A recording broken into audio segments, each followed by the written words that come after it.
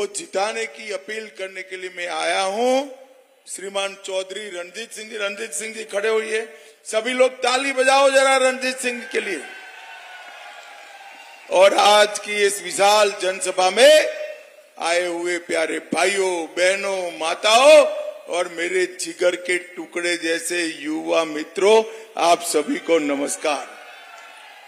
भाइयों बहनों, आज जब मैं हिसार आया हूं तब सबसे पहले अग्रोहा धाम को प्रणाम कर मेरी बात की शुरुआत करना चाहता हूं। बम्बोरी माता मंदिर, काजला मंदिर, बाबा शीतलनाथ को भी प्रणाम करता हूं। महान स्वतंत्रता सेनानी लाला हुकमचंद जैन, मुनीर बेग, पंडित नेकीराम शर्मा, दादा गणेशी लाल और लाला लजपत राय को भी याद कर मेरी बात की शुरुआत करना चाहता हूं। भाइयों बहनों, मैं हरियाणा की भूमि पर आया हूं तब हरियाणा की भूमि ये देश को 3 क्षेत्रों में सबसे बड़ा योगदान अगर किसने किया है तो हरियाणा ने किया है। एक तो देश की सीमाओं की सुरक्षा। आज हम निश्चिंत होकर अपने घर में सो रहे हैं, इसका कारण हरियाणा का जवान सीमा पर भारत माता की रक्षा के लिए तैनात है, इसलिए सो रहे हैं। दूसरा, हमारा किसान। एक जमाने में गेहूं अमेरिका से लाना पड़ता था, आज अन्न के क्षेत्र में हमारा देश स्वावलंबी हुआ। इसमें सबसे ज्यादा योगदान किसी का है तो हमारे किसान, और उसमें भी हरियाणा के किसान का है।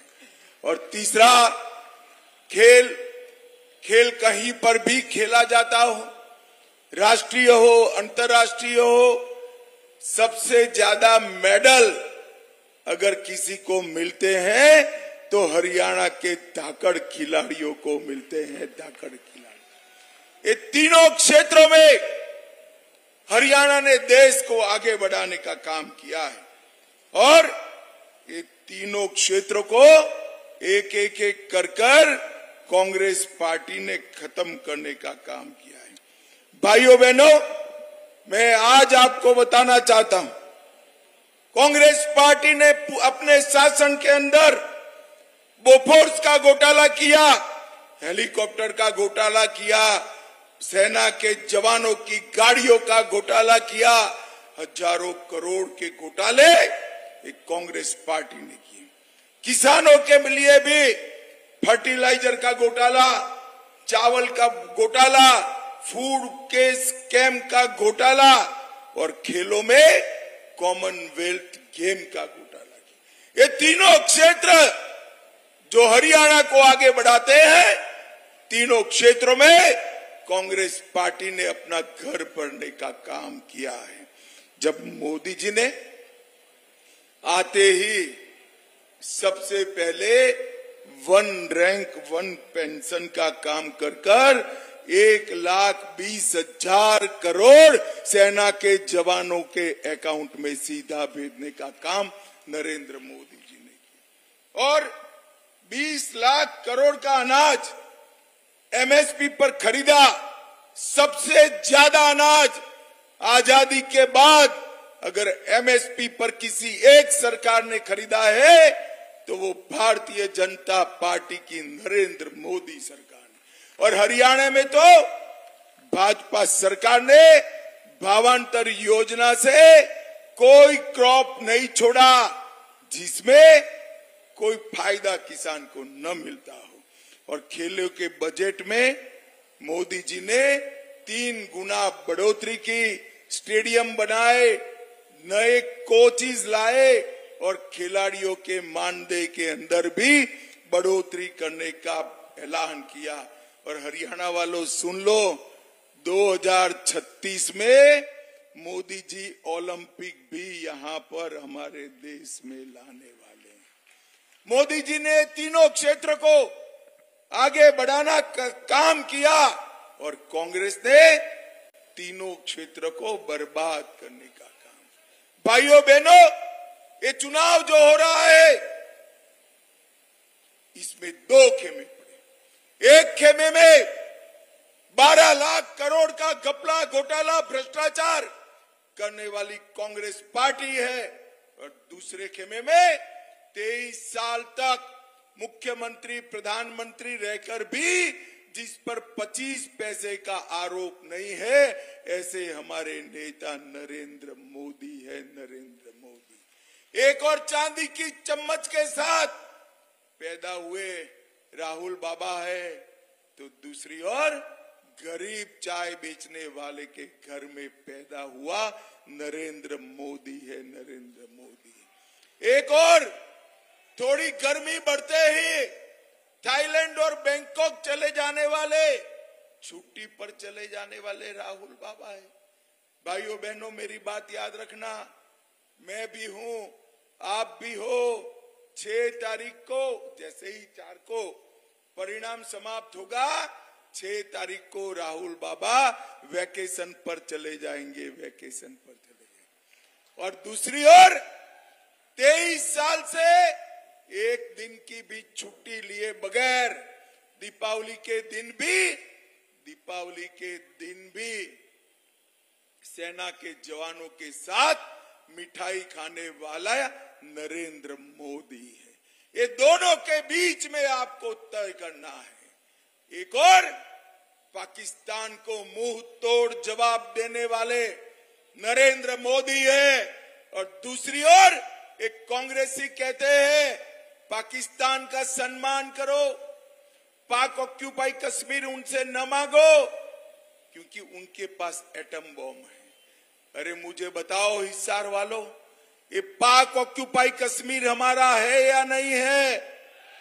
अरे जोर से बोलो, है या नहीं है? कांग्रेस कहती है पाकिस्तान के पास एटम बम है, उसको छोड़ दो। राहुल बाबा, मैं महाराज अग्रसेन की भूमि से कहता हूं कि ये पाक ऑक्यूपाई कश्मीर भारत का है, रहेगा और हम उसको लेकर रहेंगे। भाइयों बहनों, हरियाणा में 6ठे फेज में चुनाव होने वाला है। आज 5वें फेज का चुनाव है। 4 फेज का चुनाव समाप्त हो गया है। आपको परिणाम जानना है क्या? जानना है तो सुन लो। 4 फेज में नरेंद्र मोदी जी 270 सीटें प्राप्त कर बहुमत प्राप्त कर चुके हैं और 5वें, 6ठे, 7वें ने 400 पार कराना है। और मैं आज कहता हूं, इस शाहजादों और दामादों वाली कांग्रेस को 40 सीट भी नहीं मिलने वाली है। 40 सीट भी नहीं। भाइयों बहनों, कांग्रेस पार्टी के शाहजादे राहुल बाबा ने 24 के चुनावों की शुरुआत भारत जोड़ो यात्रा से की थी। मैं आज आपको कहकर जाता हूं, 4 जून के बाद राहुल बाबा को कांग्रेस ढूंढो यात्रा निकालनी पड़ेगी। कांग्रेस ढूंढो यात्रा, दूरबीन लेकर भी कांग्रेस दिखने वाली नहीं है। 24 के चुनाव में सिरसा से लेकर सोनीपत तक, पंचकुला से पलवल तक और हर जगह मोदी जी का विकास का कमल खिलने वाला है। भाइयों बहनों, ये 10 साल में सबसे तेजी से विकास करने वाले राज्यों में से हमारा हरियाणा है। हरियाणा की आर्थिक विकास दर 8% है। जीएसटी सबसे ज्यादा प्रति व्यक्ति हरियाणा कलेक्ट करता है। ईज ऑफ डूइंग में हरियाणा टॉप पर है। 400 विश्व की फॉर्च्यून कंपनियों के कार्यालय अपने गुरुग्राम में बने हैं और खाद्यान्न देने में देश में हमारा दूसरा नंबर, दूध में तीसरा नंबर और सामाजिक सुरक्षा का पेंशन हरियाणा में पूरे देश में सबसे ज्यादा दिया जाता है और स्वास्थ्य सुविधाओं में पूरे देश में पहले स्थान पर हरियाणा है। देश में जितनी गाड़ियां घूमती है, हर दूसरी गाड़ी हरियाणा से बनकर जाती है। जितने ट्रैक्टर है, हर दूसरा ट्रैक्टर हरियाणा से बनता है। और ये हुड्डा साहब, आपने क्या किया था? चिट्ठियां लिख लिखकर दामाद के दरबारी बने हुए थे आप।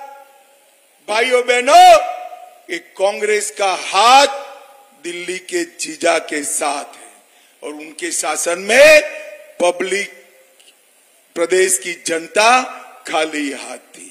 और मैं आज बताता हूं, नरेंद्र मोदी जी के प्रधानमंत्री बनने के बाद, हरियाणा में भाजपा सरकार बनने के बाद, हर गरीब के पास पक्का मकान है, शौचालय है, गैस का सिलेंडर है, नल से जल है, किसान का कल्याण है और विकास का गुणगान भी यहां पर हो गया है। भाइयों बहनों, दरबारी, दामाद और डीडल्स की ये सरकार थी, इसकी जगह लोक कल्याण की सरकार नरेंद्र मोदी जी लाए हैं।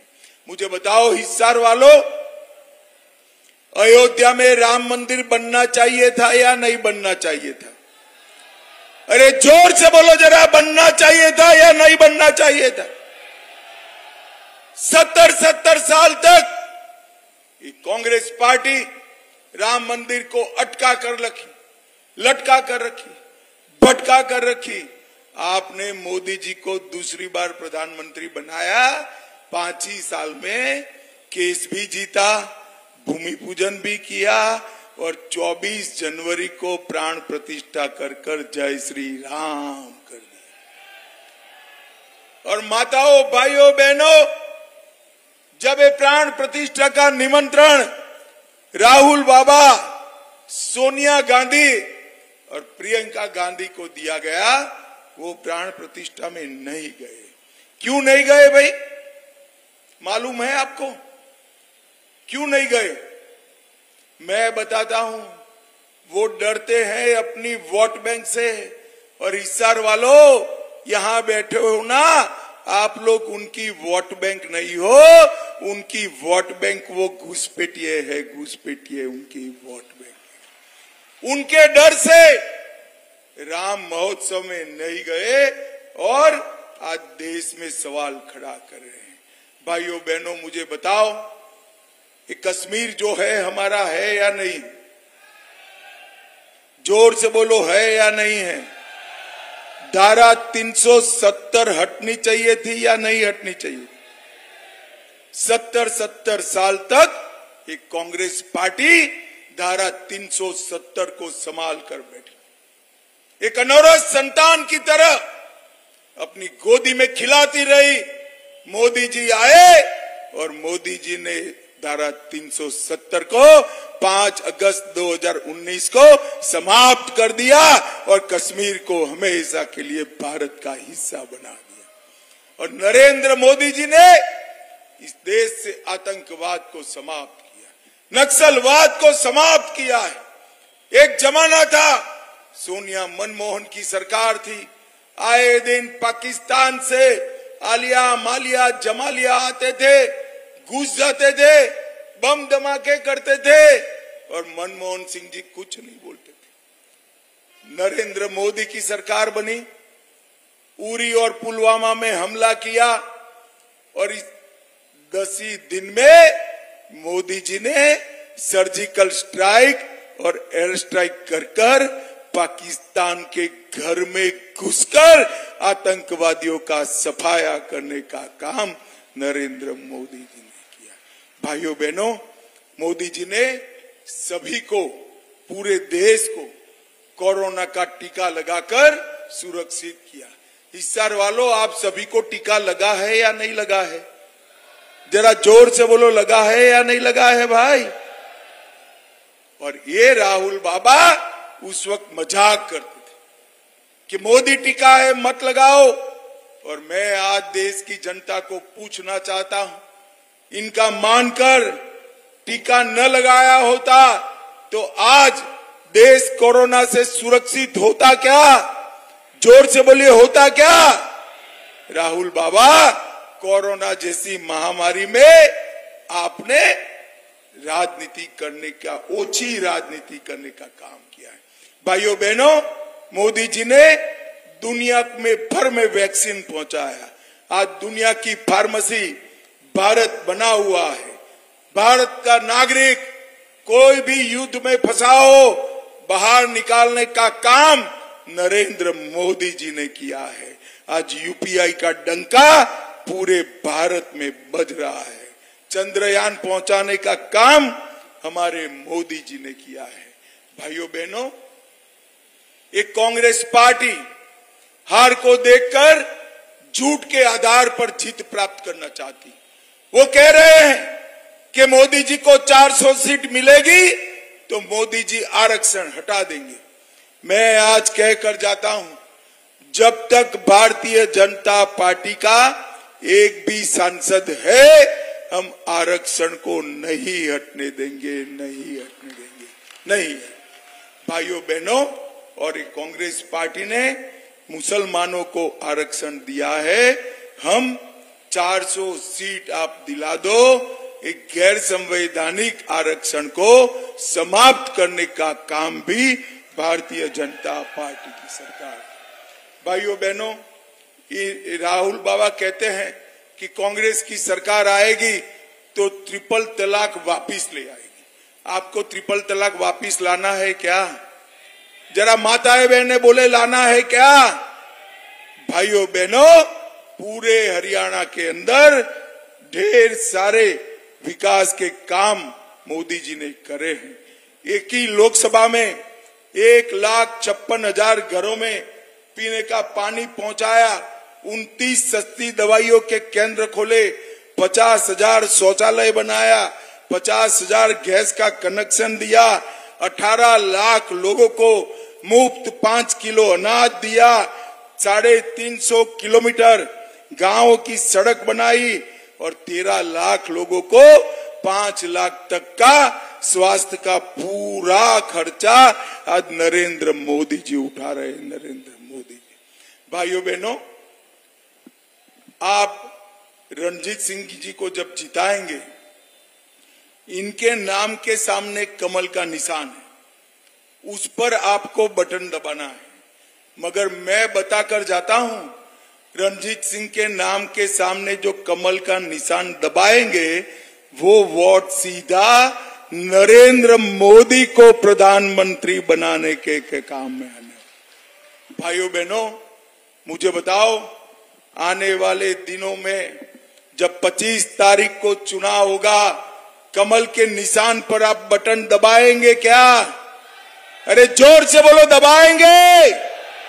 रणजीत सिंह जी को जिताएंगे? 400 पार कराएंगे?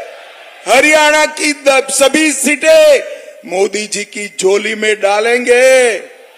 मोदी जी को तीसरी बार प्रधानमंत्री बनाएंगे? तो मेरे साथ दोनों हाथ उठाइए, उठाइए दोनों हाथ, विजय के संकल्प की मुट्ठी बींचे और प्रचंड आवाज से बोलिए, भारत माता की जय श्री राम, जय जय श्री राम।